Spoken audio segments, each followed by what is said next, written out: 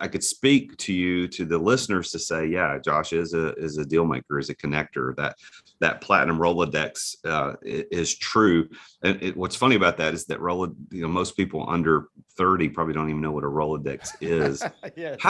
Let's just do an aside here. How did the company Rolodex screw that up? I mean, that is the word for contact list. That's what we, in our generation and above and beyond us, we know that. But somehow when the digital economy came, they decided, nah, we're not going to play. Like, Can you imagine an app called the Rolodex app, or social media? Like LinkedIn could have been called Rolodex. I mean, and it wasn't. I don't understand how they missed that. What do you think about that? Well, you look at Blockbuster, right? This movie was a Blockbuster event. Well, Blockbuster didn't evolve, right? They just kept on. No, people will always want to rent VHS tapes and rewind it before they bring it back, right?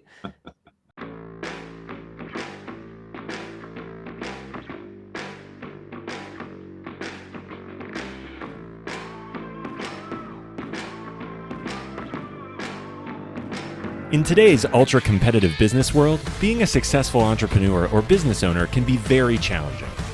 Fortunately, contemporary times have blessed us with resources for tackling those challenges and getting us to success more quickly than we could have imagined. Welcome to The Root of All Success with the real Jason Duncan, a podcast that explores how the world's most powerful entrepreneurs grow incredible companies. This podcast looks at the 5 keys to unlocking success as an entrepreneur.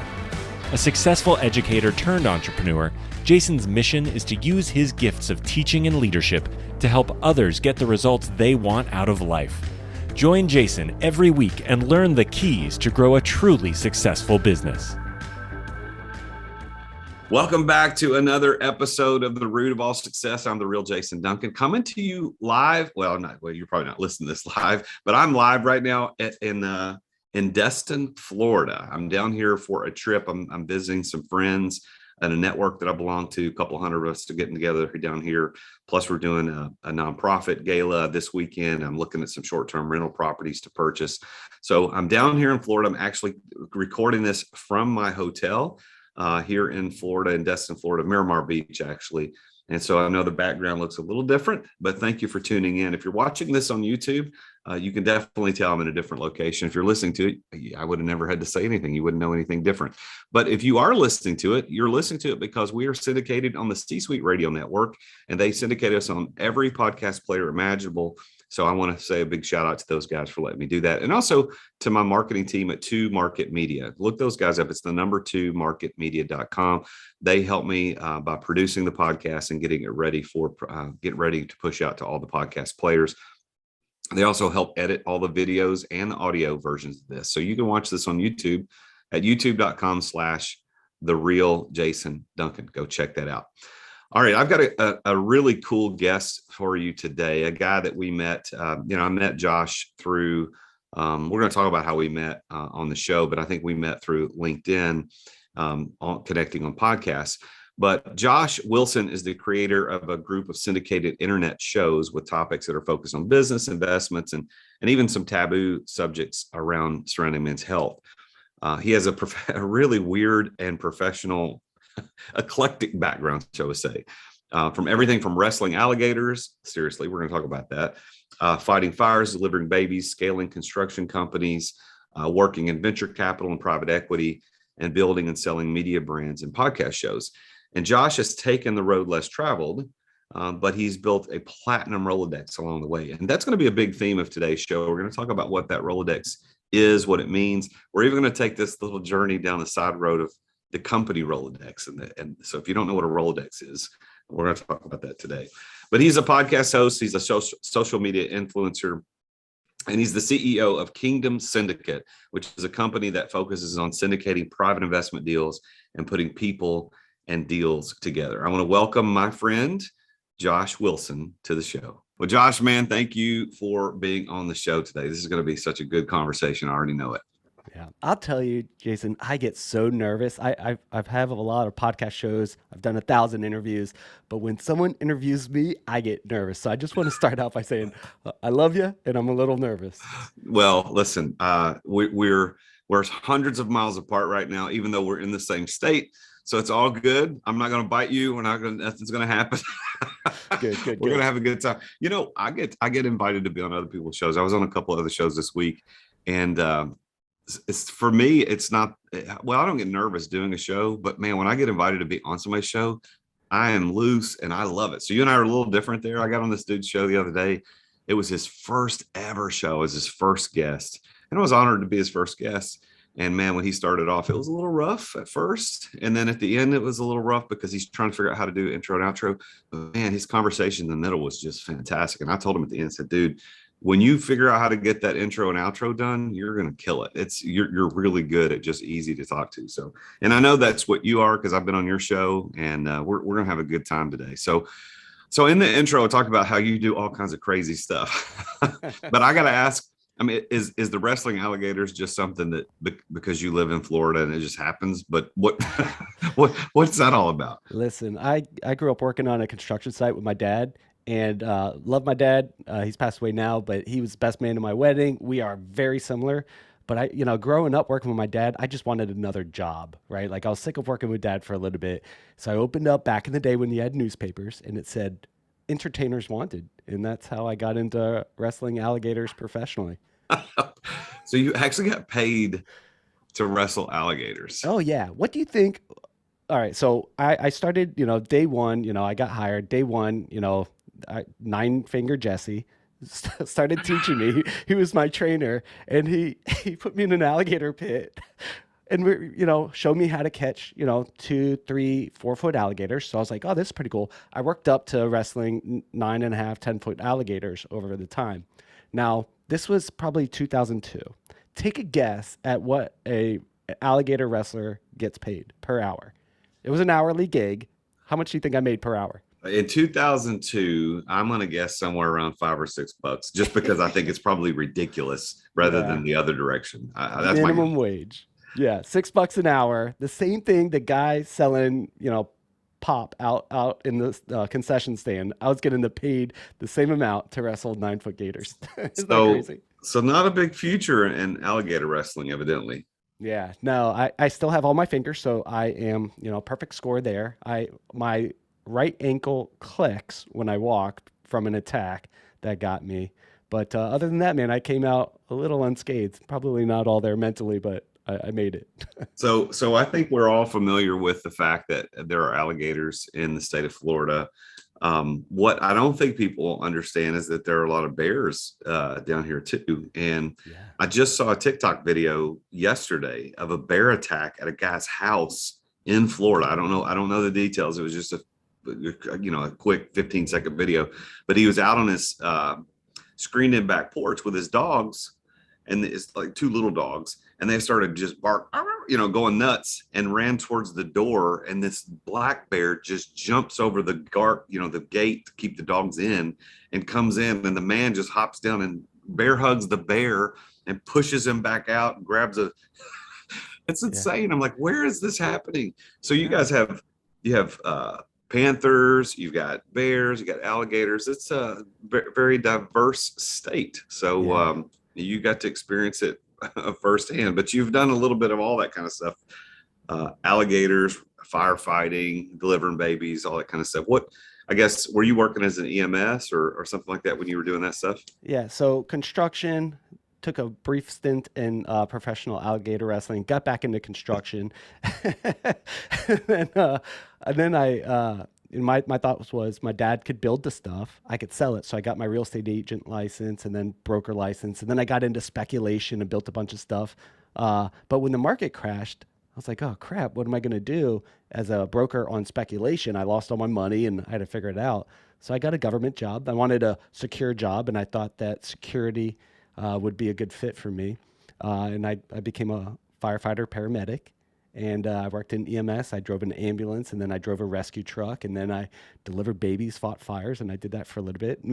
Went to plane crashes and all sorts of interesting things. And it wasn't for me, man. I wasn't really built to be a government worker or a an employee. I'm a crappy employee.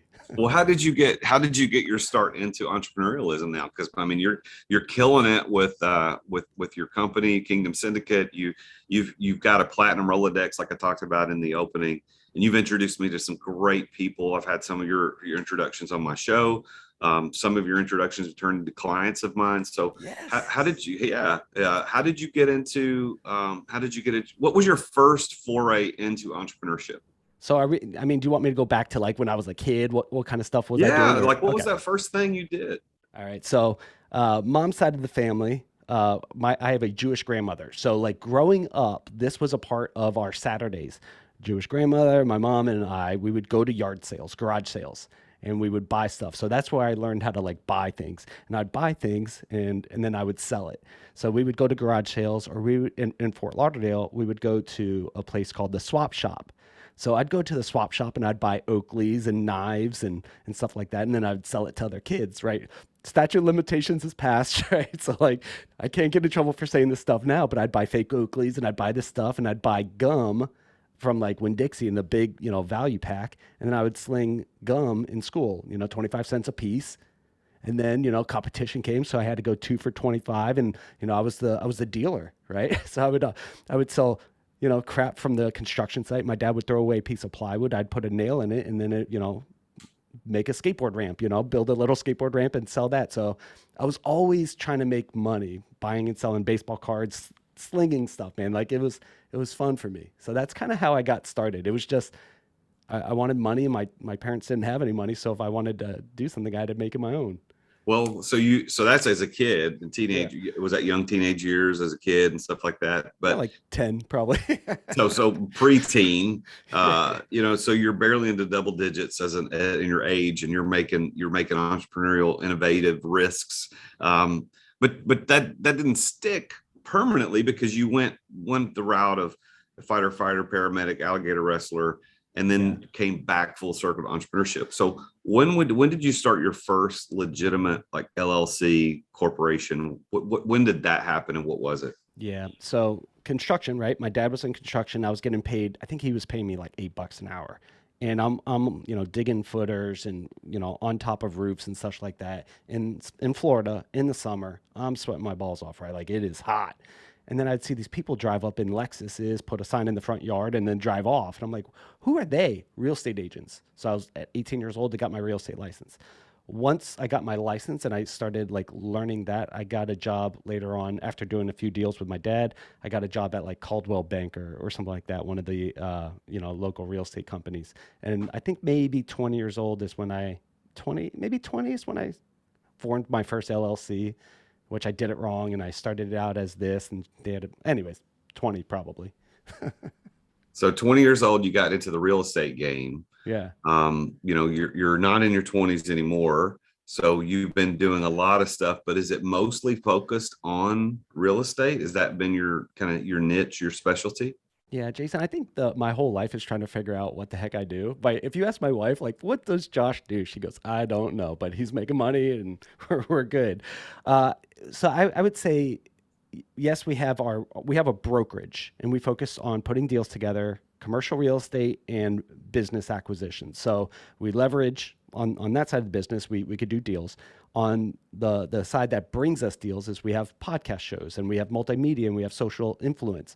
So we have business brokerage, real estate brokerage, and then on this side we have a public relations company that helps bring the kind of deals that we want. So what do I do? I'm a deal maker. I put people in deals together at a whole. Well, that's been my experience with you, because I don't remember specifically how we originally met. I think maybe we just connected through LinkedIn on the podcast concept. I think is that right? Is that how we met originally? Yep. And then I think you reached out to me, and then we ended up getting together, had a couple of phone calls, Zoom calls.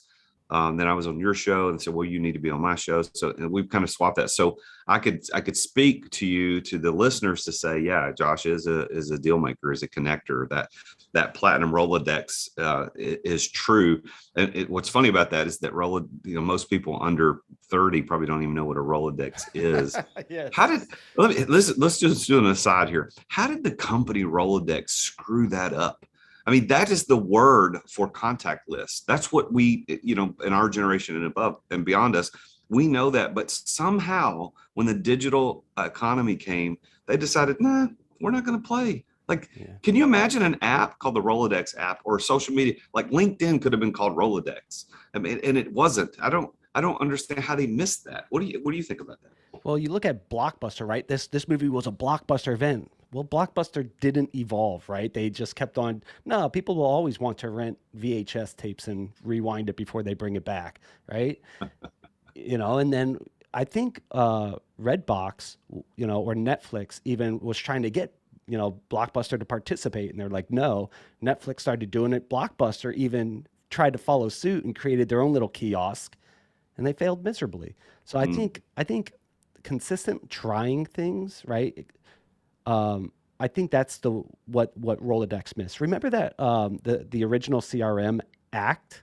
Remember that back in the day? I don't. No, I don't. So I think it was called Act. So I know the guy who created it. So they created it and they had a sell-off event. But now look at CRMs. There's like tons of different CRMs. There's Pipedrive, there's Salesforce, there's 100 different things. So I think if someone doesn't consistently stay on the edge and try and fail on different things, they're going to get left behind, like Rolodex. Like, remember that? You'd have to spin it to see the certain contact. And I would take my dad's and spin it, and cards would fly everywhere.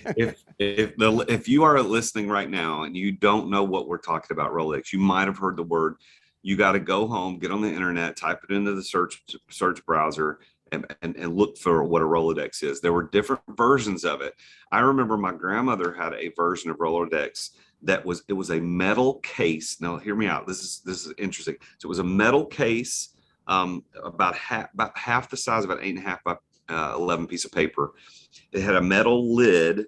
It had tabs with all of the letters of the alphabet on the side. And so when you hit the tab, like D for Duncan, for like my last name, if you hit D, the top case would open up to the list of all the people that she had written on a piece of paper that had D as last name. There's that version. Wow. I thought that was the coolest thing.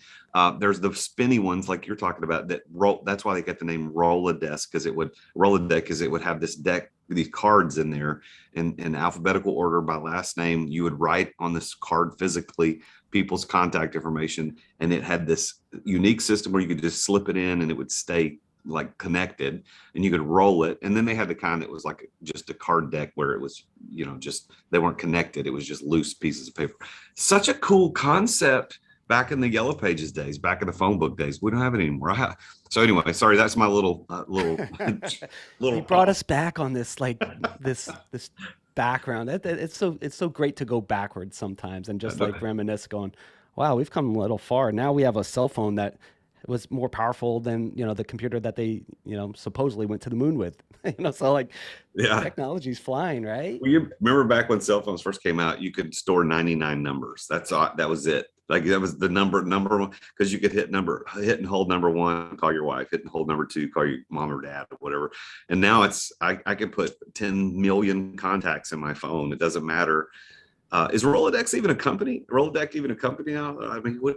I don't know. No, we don't have to get them to sponsor my show now. I just talked about them. So this episode is sponsored by Rolodex. If you want more than 99 contacts, use our new system. Push a button. Yeah, so maybe. Well, let's talk about your Kingdom Syndicate. So tell me about how and why you started it. Let's talk about that first, and then we'll talk about what it does. Because I'm curious. You and I have very similar spiritual and worldviews about how things are working, and I want to get into that. Yeah. And we'll see where that goes. But how and why did you start Kingdom Syndicate to begin with, and when? Yeah.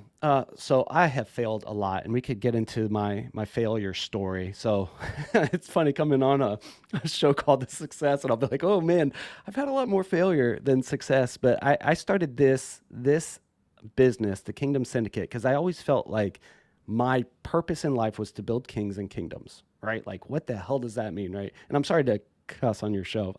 Hell's not a cuss word, man. Okay, cool. There are no good words, no bad words, only words used inappropriately, and I think that was appropriate. Perfect. All right. So I kind of felt like my mission was to be the guy who puts deals together. I'm good at putting deals together. I'm really good at, this is just the favor that I have. I'm really good at seeing your skill set, your talents, and then going, oh, you should connect with so and so.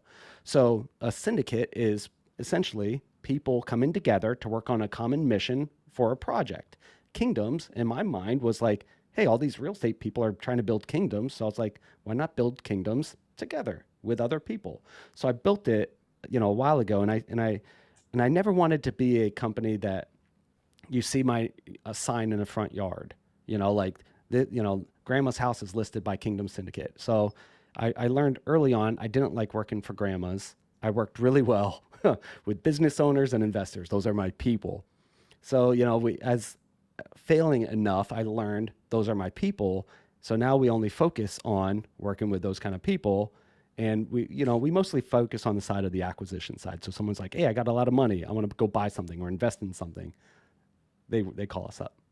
So do you do that? Like, do you have your own fund that you're helping people invest, or are you just the connector that brings those people together?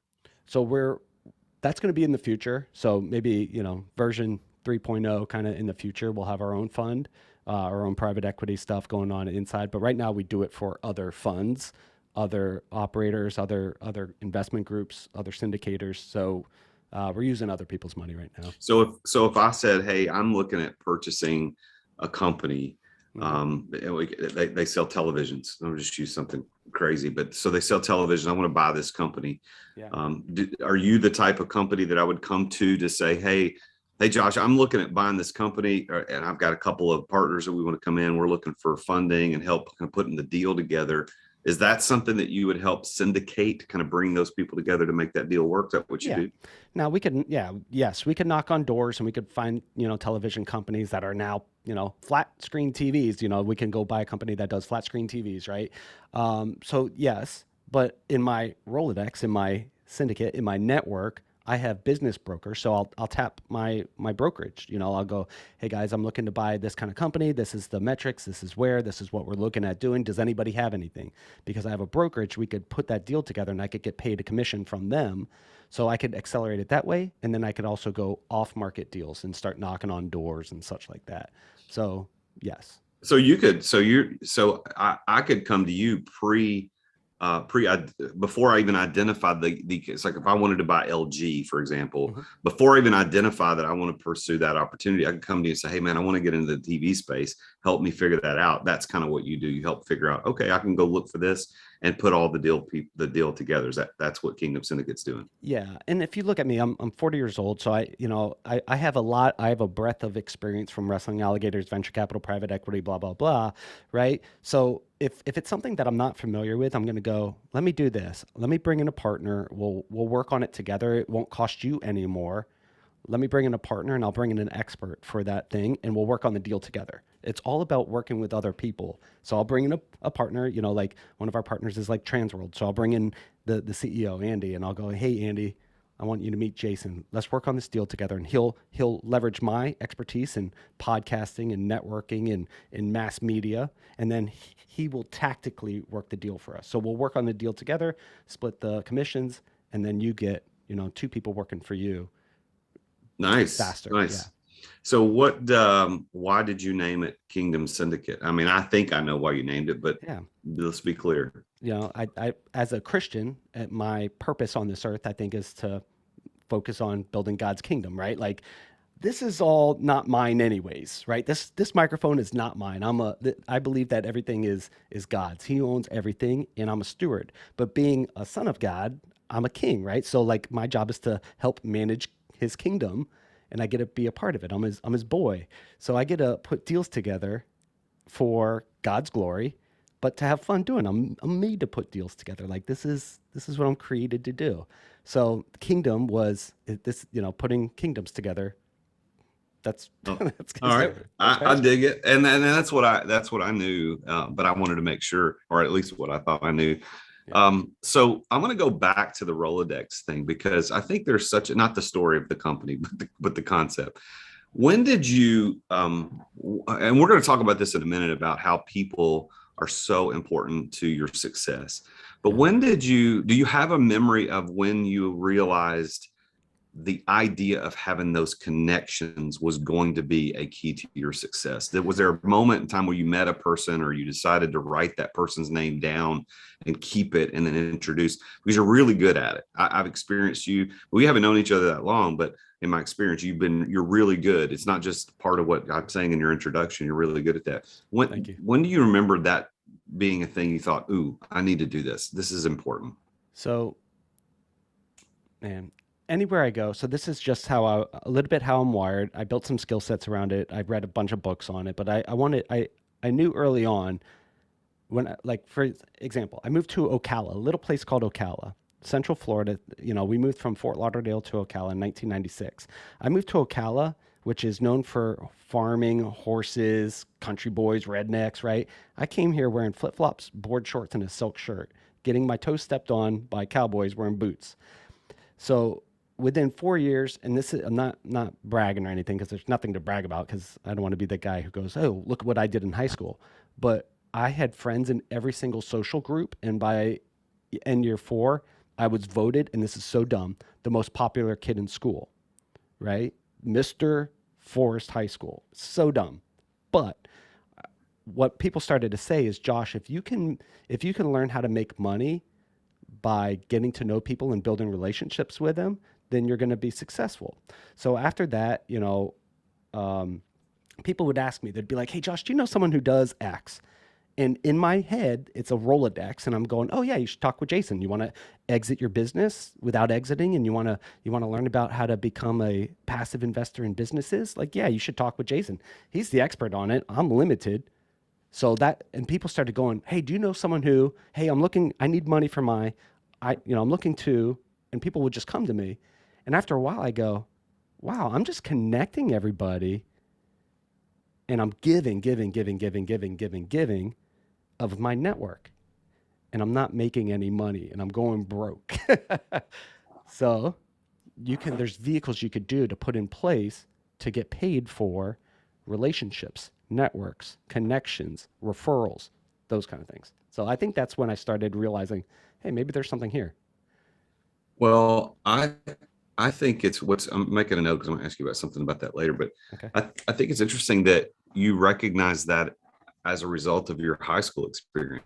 I don't think that people understand that what prepares you for success later in life, especially as an entrepreneur, sometimes is in the most unlikely places. And we're going to talk about that in a few minutes when I start talking about my keys of success, my theory. And I want to ask you about that theory. This is normally what I do on the show, but I don't think people realize that, you can have an experience in high school that will set you up to be a multimillionaire later. And there is no direct connection to that experience and what you're doing later, unless you think about it like, oh, most popular in high school, I had a lot of friends. This will work. I can do this. I can make a living out of this.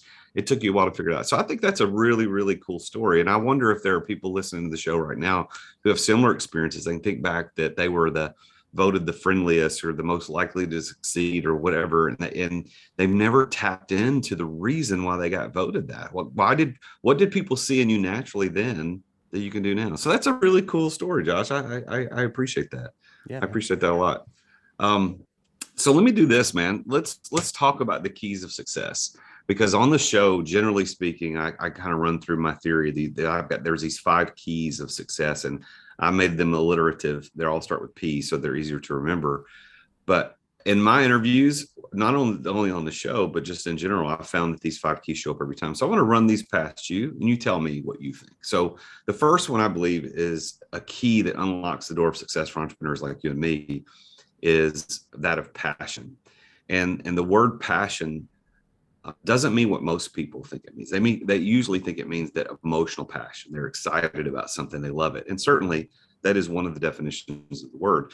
But the original root word where we get the word passion means willing to endure, which you and I understand as followers of Jesus Christ. We know that his last week on earth, we typically refer to as the Passion of the Christ. There was even a movie, Mel Gibson did the movie in the early 2000s, The Passion of the Christ. And even it always confused me. Why are we calling it that? Because he didn't look happy about it. It didn't seem like he was excited. But when I learned later in life that word passion means willing to endure, and then it all kind of fell together for me. It made sense. So here's what I want to ask you. I believe that no entrepreneur can be successful unless they have a willingness to endure for the thing that they're building. Do you agree? And how do you see passion playing into your life as an entrepreneur to open up your success? Oh yeah. Oh yeah. All right. So willing to endure. Yeah, that definitely puts a different spin on it than I'm really excited about this crap. No, it's I'm willing to go the distance. So let's talk about success. Let's talk about the flip side of success. I've built millions of dollars worth of stuff. I've also been bankrupt. I've worked and coached billionaires, and I've also had to work on the back of a moving truck. I've been on food stamps. I've had to move back in with mom and dad. I've had to borrow money. I've worked in venture capital, private equity, built some amazing stuff, but along the way, I've also got my butt whooped. Okay. I really had to go through some stuff. Now, I would say willing to endure. I think, as an entrepreneur, let's just say I got lucky. There's some entrepreneurs out there who have the Midas touch, who touch something and just wins. Step number one, they win and they do really well. Great. What happens if they lose it? Do they have the same energy, the same passion, the same desire, the same calling to go recreate what they did? And if not, then they're a one-hit wonder, or maybe a 10-hit wonder, but they're probably not playing at the level that they could. So I agree. Willingness to endure whatever for a purpose, 100%. Where can you think of a story or two that you could share with me about a time when you had to endure? Obviously, if you were bankrupt, that was a point of endurance. But where did passion play an important part of your story to lead you to where you are today? Yeah. I think all hard driving entrepreneurs have daddy issues. So, I think, at 10 years old, I grew up, in Fort Lauderdale. My dad was in construction. I remember him crying to me one day. Now, my dad was a tough dude, right? Like Vietnam vet, he took a couple bullets, got gutted in a rice paddy, grew up, he had a six pack till he passed away. Like my dad was a tough dude. And I remember one day he cried to me. Yeah, every morning we would wake up, read the Bible. I just wanted to hang out with my dad, and he cried. And savings and loans in the late 80s, early 90s were tough. Money was tough, all this stuff, and he cried to me. So, seeing that, I always wanted to fix daddy. I always wanted to figure out a way for the family business. How do I make a lot of money to help people like my dad?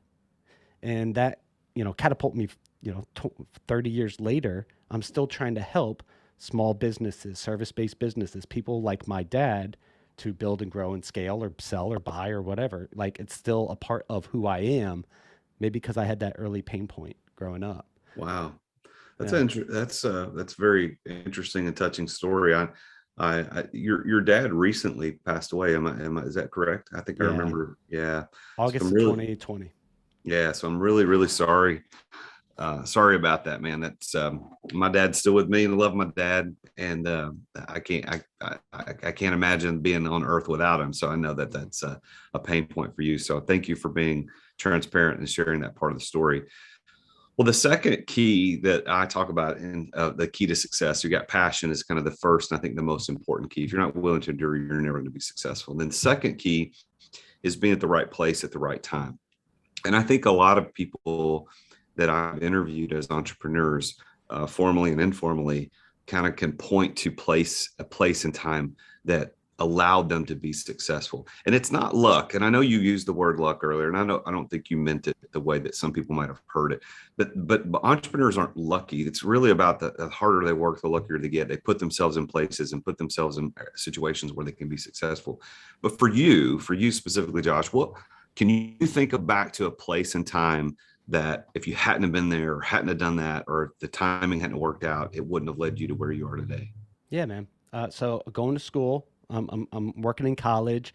I'm working with my dad, and I want to make some extra money. I got a phone call from a friend, and they go, "Hey, I need someone to go valet park cars. Do you want to make a couple $100 in a day?" I was like, "Heck yeah!" I'm a terrible driver, but I'd love to go, make some money.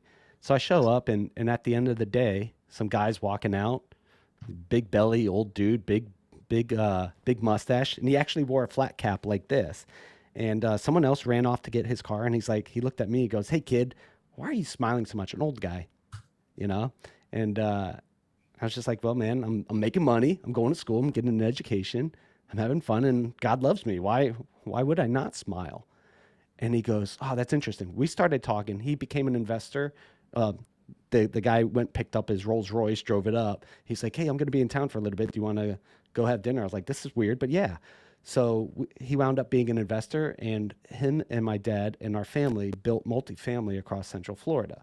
But that came from me syndicating my first deal at 18, 19 years old, not having any clue what I was doing, So right place, right time. But it was my gifting of connecting with people, seeing an opportunity and going, oh, you should meet my dad. My dad could build stuff. You've got money? My dad could build it. First deal. That's multi-million-dollar awesome. deal. Yeah. That is great, man. I love that story, because some cynical people who have an employee's perception rather than an entrepreneurial perception would look at that and go, well, he was lucky. You just happened to be there when that guy with the Rolls Royce just happened to ask you the question.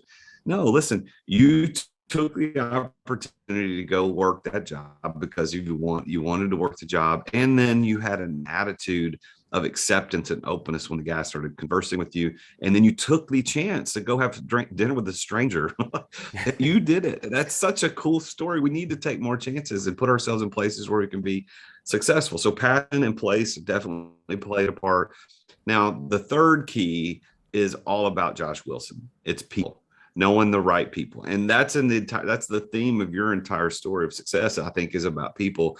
So I know you've already mentioned your grandmother being influential in your early years, doing some entrepreneurial garage sale arbitrage. Garage sale arbitrage. Yeah, that's exactly what we were doing. So and then the guy with the Rolls Royce, is your grandmother still with you today, or she passed? She passed. Yeah, she's passed. What about the gentleman with the Rolls Royce? Is he still around? Oh yeah, 90 years old, still kicking, still smarter than all of us. And I've known him since 18. He's become a mentor in my life. He's walked me through some challenges. He was one of the first people I called when my dad passed. He's a grandpa to me, right? I consider him family. I pick him, So yeah. What's his name? Charlie. Charlie Dieters. All right, yeah. Charlie, if you're listening to the show. I don't know. He doesn't know how to turn his phone on.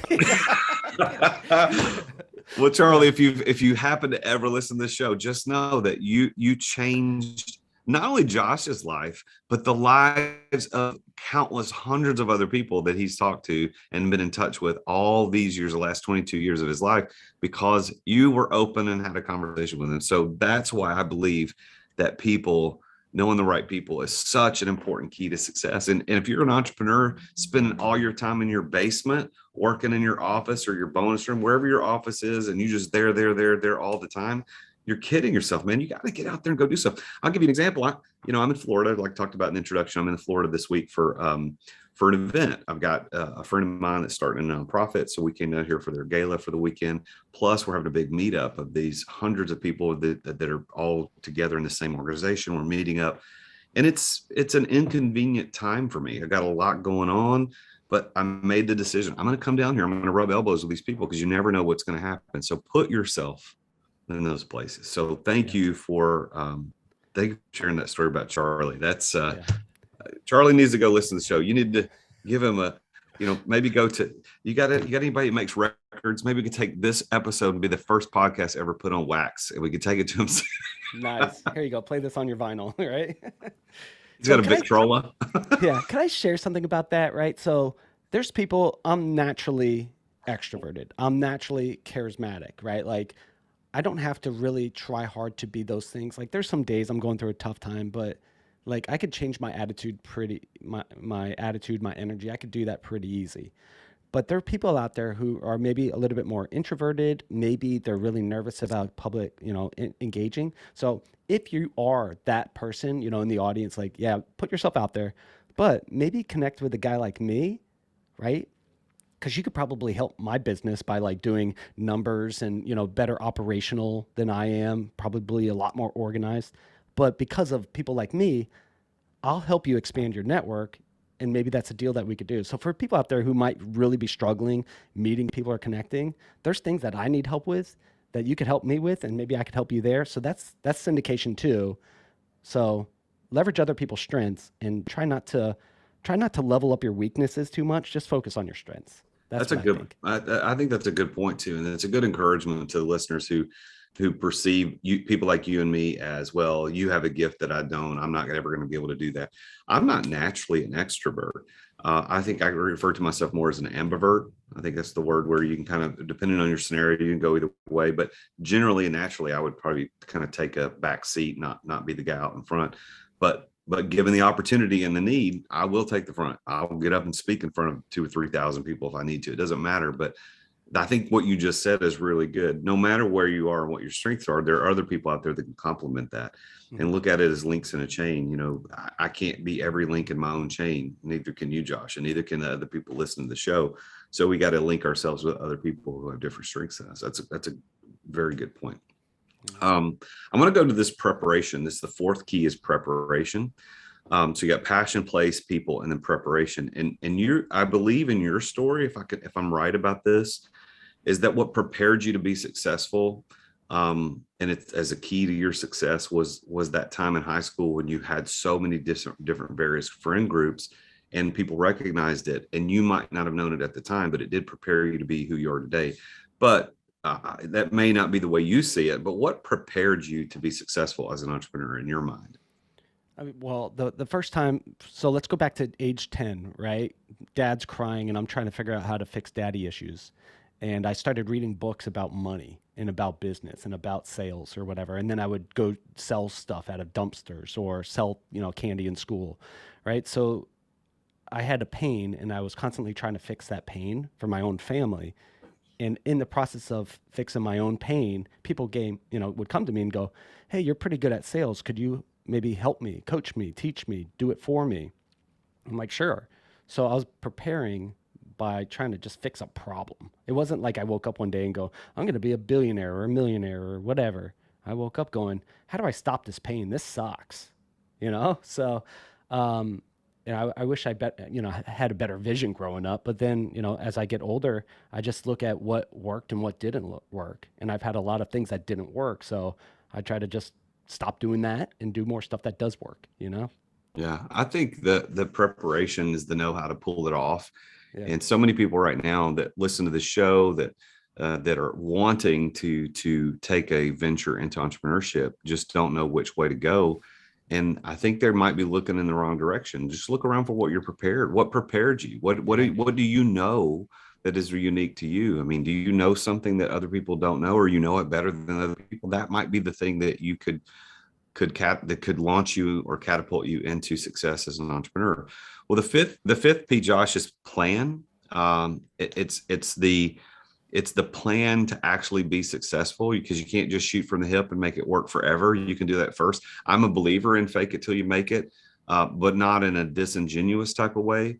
I'm a believer that you can start that way, but you soon have to say, okay, how am I actually going to pull this off? What's my strategy to deploy financial capital? And that's why syndication is such a good thing for people to look into, is that you can syndicate, bring other people together, and that could be your plan. So what was your plan to become successful with Kingdom Syndicate and the other businesses that you've got going on?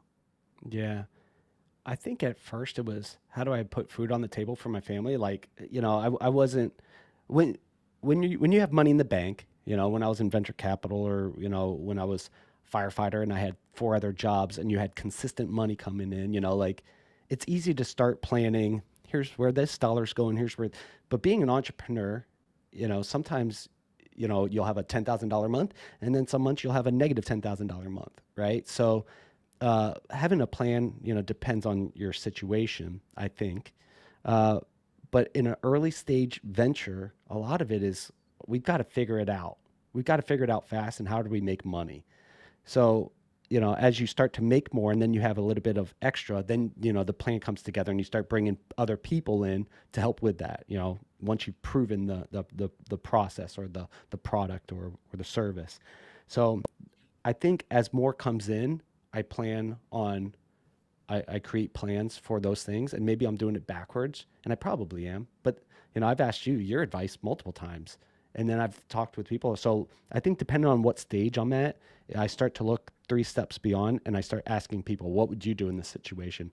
Bring on those advisors and such. So my plan is keep on meeting new people and keep asking questions, I think. I love it. Well, I think it's a good plan. And I think what you just indicated there at those last couple sentences in your comment indicates how important masterminds are. And I know that I'm involved in them. I run one, and it's that being able to get together because your plan may not be the best plan. And if you just run past somebody to go, no, here's a better plan. Here's a better way to deploy capital. Here's a better way to hire people. Here's a better way. That's why I love masterminds in general. And I love the concept. And I love continuing to expand my network through people like you. That's why I love doing the show. I love doing the Revolve Success. I love podcasting because I would never, if I hadn't done the show, you and I had never met. And now that we met, our lives are better, deeper, more enriched, even though we've never, ever spent any moment in the same room together. Like we've never been in the same room together, seen each other physically, but we know that we can call each other, text each other. We can get on Zoom calls. We can do shows like this. We can introduce people. I love that you said, and honestly, my plan was just to feed my family, but that's not enough. You got to change that as you go.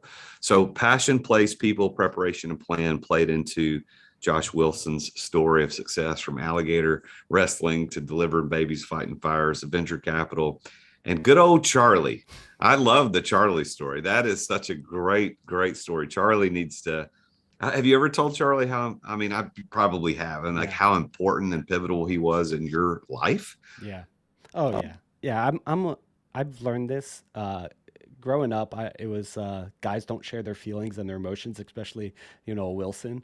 But I learned pretty quickly after getting my butt whooped a few times and needing help from people that you got to let people know what they mean to you, right? So everyone I know, even investors, right? Like an investor, and I'll be like, or a partner or a client, and I'll give them a hug and I tell them I love them, and they're like, "What?" It freaks some people out, and I don't mind, but like, I am consistently letting people know, like, hey man, I love you. Like, you're so great. And I'll tell my team, I'll tell people that I engage with, I go, do you know that you are really good at this? And I'll point that out in front of them, their friends or family or whatever. But I am consistently trying to lift people up, man, because this world just, there's a lot of people in this world who will just kick your butt all day long. And people are really good at picking out your bad things. So I want to be known as the guy who just consistently lifts up people and go, you know what, Jason, you got a really freaking awesome beard. I'll meet you in an elevator and I'll be like, dude, you got a great beard. Like, what the heck? Give me some advice. Look at this baby beard. I can't grow one. Give me some advice. And then we'll start talking, and then we do a deal. So yeah, I've let Charlie know, and I've let you know, and I'll let anybody know how important they are to me. So in the listenership of the show, we've got people that are on both ends of the spectrum of the entrepreneurial journey. You've got the ones that are on the very beginning, just starting, haven't figured out how to start, haven't started, that very, very beginning baby steps. Yeah. And then you've got the Charlies. You got the Charlies that are on the other side they're driving the Rolls Royces, and they've made it to they've met a level of success as an entrepreneur that are killing it.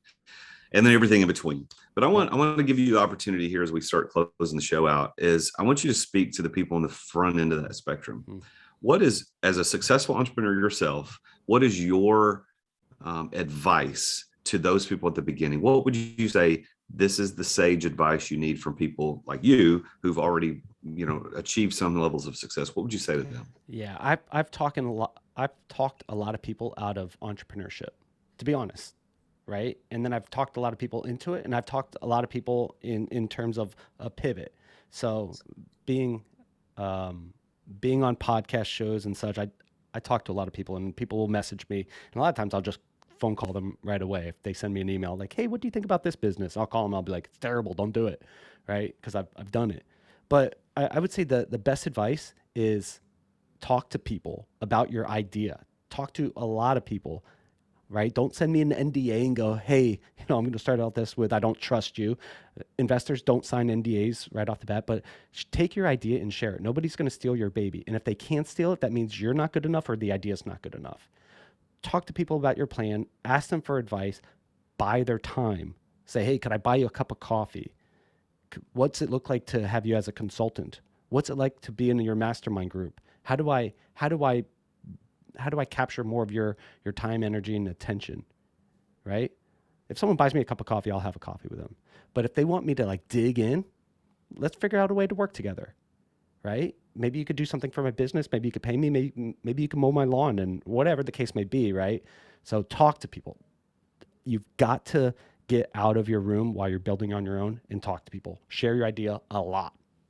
That's good. That is a really good advice, man. Well, how would people, Josh, how would people get in touch with you? What's the best way for people to interact with you? Yeah, so they can, find me on LinkedIn, Joshua Bruce Wilson, named after my father.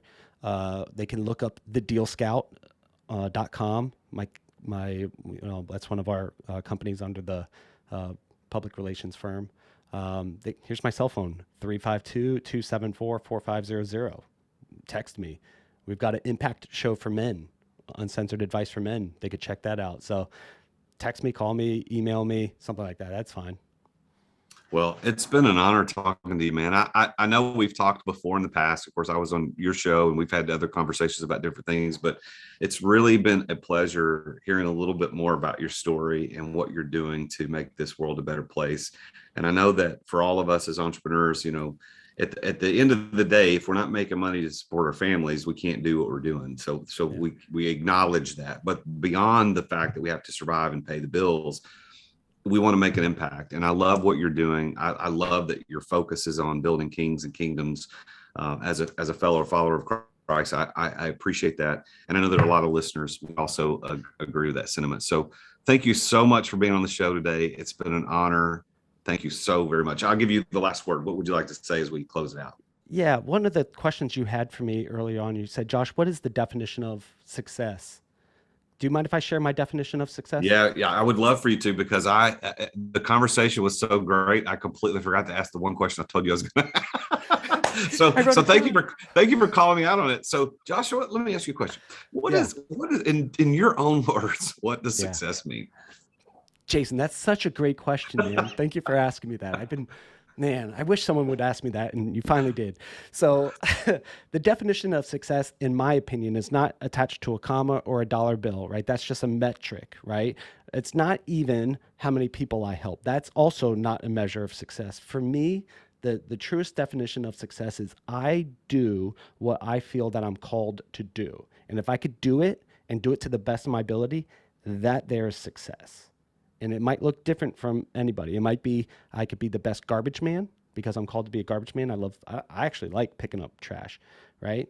Or it could be building or investing in businesses. But when you do that which you're created to do, and it's aligned with who you are, your skill sets, your talents, your desires, your passions, right? When that's aligned, you feel in a flow of life. And when you're in that flow of life and you're doing that which you love to do and people are actually paying you for it, that's success. With that as a definition of success, which is a very good one, do you consider yourself to be a successful person? Yes. If you look at my bank account or some of my past, you might say no. Man, I'm the most successful dude there is. My wife loves me and she's proud of me. My kids love me. My God validates me and says, man, I'm one of his favorites. I get to look in the mirror every day and be proud of the guy that I'm looking at. I screw up a lot. My friends love me. My people love me. I get to serve my people. So I am successful because of that, not because of the other stuff. Man, well, I'm glad that you called me out on forgetting to ask that question, because that was definitely worth it, and I appreciate you doing that. But I will say again, man, it's such an honor to talk to you and to hear your heart about your story about entrepreneurship and how you've become so successful. And I love the definition of success, and I love what you're doing with it. And I love the fact that you're confident about your success, that there's no wavering. Yes, I'm successful. I appreciate that very much. And I hope that's an encouragement rather to the people that are listening to the show. So Josh, thank you for being here today, man. Thank you so much for being on the show. Absolutely. And shout out to Charlie. Hey, when you listen to this, Charlie, make sure you subscribe and like and leave a review for Jason here. All right, Josh. Thank you so much. See you guys. Well, there you have it. Another successful entrepreneur talking about his story of success. And, Josh and I met, as I explained on the show, through LinkedIn, connecting on podcasts. And I was a guest on his, and he's been now on my show. And I really, really hope that you're taking away from this how important people are in your story. You've got to connect with people. You've got to be out there. Now, I know I have some friends that don't do social media, and that's fine. You don't have to do it, but you've got to connect with people somehow. You've got to make sure that you are putting yourself in places and around people that can help you get to that level of success. And if you're not doing that, you're going to find it very difficult to attain success. So make sure that you're paying attention to that, of how important people are. And as Josh explained, that's been the key to everything for him. That platinum Rolodex that he's built over these years has helped him become the successful person that he is today, and the unashamedly successful person that he thinks that he is today. So that's fantastic. I hope this has been helpful. As he said, please rate, review, and subscribe to the show. It means a lot. We're on YouTube at youtube.com/TheRealJasonDuncan. You can look up my website, TheRealJasonDuncan.com. But I want to offer you this. One of the ways that you can connect with more people at a very low price point is to join my online community called The Successful Entrepreneur, or TSE, The Successful Entrepreneur. TSE is only $55 a month. You can join, and what you get from TSC is you get access to dozens and dozens and dozens of other very successful entrepreneurs and aspiring successful entrepreneurs. And I do live coaching almost every single week for an hour. So for example, I do a couple of calls every single month called Ask Jason Live, and it's an open Q&A time for you to log in, just ask questions. If you want access to a coach who's built multi-million-dollar businesses, who's been in Inc. magazine, Entrepreneur magazine, I can offer that for you for only $55 a month, but you get 2 of those a month. Plus you also get 1 success lecture I do live every month, where I come on and talk about a topic of importance to entrepreneurship. I do that live. And those 2 calls are limited only to members of TSC. Plus, TSC members get access to the complete library of everything I've ever done on video for the TSC, including one of the TSC versions of videos and trainings that I do every month. I do a couple times a month, called the Entrepreneur Masters series. And the Entrepreneur Master series is a little bit like a podcast, but rather than talking stories and sharing concepts and ideas, the Entrepreneur Master series is when I bring on a guest and I talk specifically with that guest about his or her expertise in a specific topic related to entrepreneurship. And this is where it really gets tactical. So I do those on Tuesdays from 3:30 to 5 p.m. Central Time, and I bring in experts on some topic. Now, those series are open to the public. We invite the public to come to that, not just members of TSC, but here's what you get. As a TSC member, you get that library of all the replays. So if you can't make it live, you get the replays of it, where people who are from the public can only come to it when I'm doing it live. So go to therealjasonduncan.com/TSE for the Successful Entrepreneur. Sign up today. It's only $55 a month. It is insane that you couldn't afford to do that. For the investment value that you get dollar for dollar, it's the best coaching you're going to get. And you get to rub elbows because there's online forums. There's ability to connect with all the other TSC members all around the world. It's going to be just like what Josh talked about in the show, increasing your Rolodex so that you can be more successful. Well, tune in again next week when I talk with yet another very successful entrepreneur about his or her journey to success and how they unlock success with these 5 keys of passion, place, people, preparation, and plan. Until then, remember, I'm the real Jason Duncan, and Jesus is King. Thank you for listening to another edition of The Root of All Success with the real Jason Duncan. If you've enjoyed this week's episode, we invite you to visit therootofallsuccess.com to access the show notes and other helpful resources. Take charge of your business. Grow it from great to incredible. Join us again next time here on The Root of All Success.